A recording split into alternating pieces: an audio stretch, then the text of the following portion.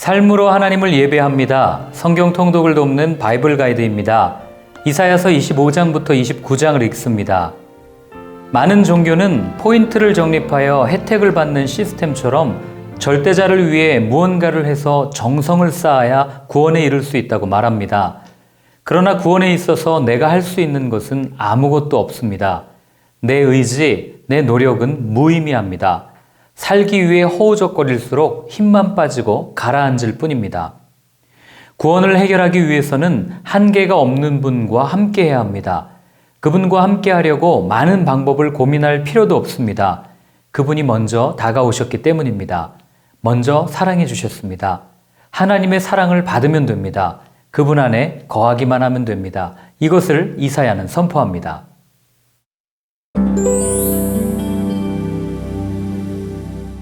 큰 폭풍우 같은 심판 속에서도 당신의 백성들을 보호하시는 하나님을 노래하는 25장은 심판의 때가 성도들에게는 두려워할 것이 아니라는 것을 알려줍니다. 특별히 8절 주 여호와께서 모든 얼굴에서 눈물을 씻기시며 자기 백성의 수치를 온 천하에서 제하시리라 라는 말씀은 핍박과 박해로 사망의 두려움 속에 있는 성도들에게 큰 위로를 줍니다. 이와 대조적으로 10절부터 12절에 나오는 모압, 즉 구원에 참여하지 못하는 사람들은 심판을 받아 완전히 멸망할 것을 예언합니다. 25장의 예언은 요한계시록에서 그려지는 눈물과 슬픔과 곡함이 없는 새 예루살렘을 떠오르게 합니다.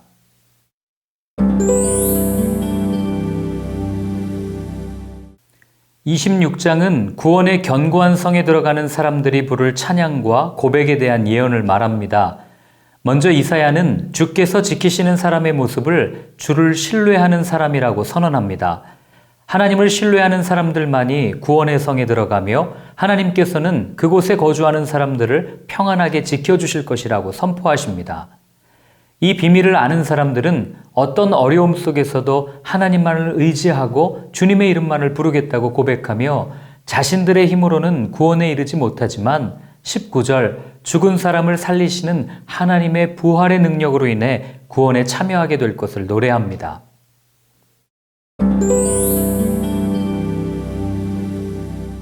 (26장) 20절부터 27장은 심판의 때에 숨어 있으라고 하는 피신 권면과 리오야단으로 표현되는 악의 멸망 예언, 그리고 하나님의 백성의 구원을 강조하는 포도원지기의 노래를 전해줍니다. 7절부터 9절은 하나님을 믿는 사람들에게 위로를 줍니다. 하나님의 심판이 임하는데 하나님을 모르는 사람들과는 조금 다른, 조금 덜한 심판을 받기 때문입니다. 그것은 멸망이 아닌 포로로 끌려가는 것, 그리고 그 결과 우상을 떠나 하나님을 섬기게 될 것이라는 겁니다. 이로써 하나님의 자녀들을 향한 심판의 목적이 멸망이 아닌 회복임을 다시 말씀하고 있습니다. 이어 13절에서 하나님은 이사야 선지자를 통해 심판의 끝에 나팔을 불어 쫓겨난 사람들, 포로들이 돌아와 예루살렘에서 하나님을 예배하게 될 것이라 말씀하십니다. 성경을 보면 누가 나팔을 붑니까? 제사장, 선지자들이 불었습니다. 하나님의 사람들이 세상을 향해 외쳤습니다. 심판 속에 숨겨진 구원의 기쁜 소식을 전했습니다. 이는 오늘을 사는 우리에게 큰 도전을 줍니다. 예수님께서도 마가복음 16장 15절에 온 세상에 다니며 복음을 전하라 말씀하십니다. 우리가 곧 교회라면 우리의 삶을 통해 세상에 나팔을 불어 하나님의 심판과 그 안에 숨겨진 사랑을 전해주어야 하지 않겠습니까?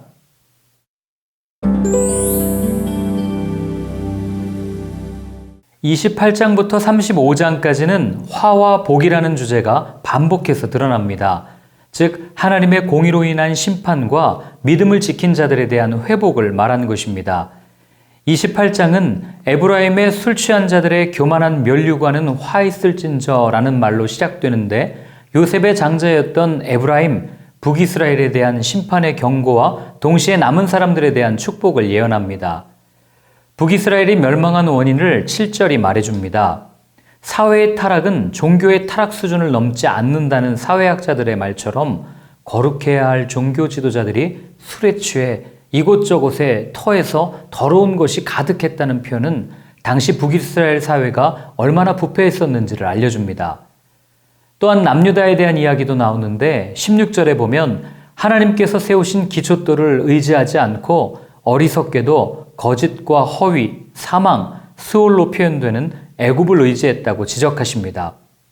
결국 농부가 때를 놓치지 않고 밭을 갈고 파종하며 식물을 키우는 것처럼 하나님께서 그들을 연단시키고 훈계하실 것이라 예언하십니다.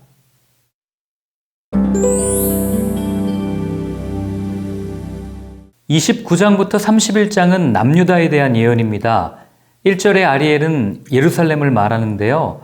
29장은 하나님의 징계의 목적이 멸망이 아닌 구원에 있음을 반복해서 이야기합니다.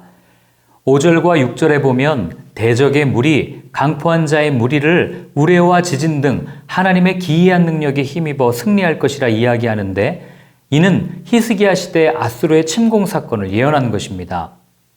9절에서 16절까지는 예루살렘이 심판을 받게 된 이유가 나열되어 있습니다. 첫째는 그들의 영적 타락과 무지 때문이고 둘째는 위선적이고 형식적인 신앙 때문이었습니다. 남유다에게 하나님은 종교적 계명으로서의 하나님이었고 전통 속에 죽은 하나님이었다는 것이 입으로는 나를 가까이 하지만 마음은 멀리 떠났다는 13절의 말씀에서 드러납니다. 법을 잘 지키는 사람이 좋은 사람이라고 단정할 수 없듯이 종교적 행위가 거룩한 삶을 보장하지 않습니다. 허위와 거짓 위에 세워진 종교적 가식은 사망으로 달려가는 지름길이라는 것을 남유다 사람들이 증명해 줍니다.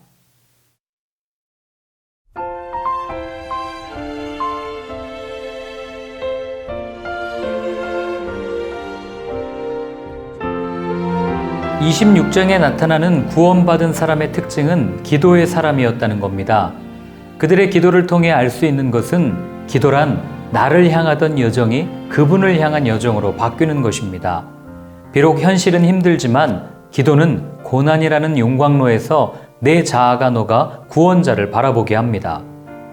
내가 무언가를 이루려고 하는 본능을 벗어나는 것이 기도의 시작이며 나를 의지하지 않고 나를 지으신 분께 기대는 것이 기도의 여정이고 나의 뜻을 구하지 않고 그분의 뜻을 구하는 것이 기도의 목적입니다.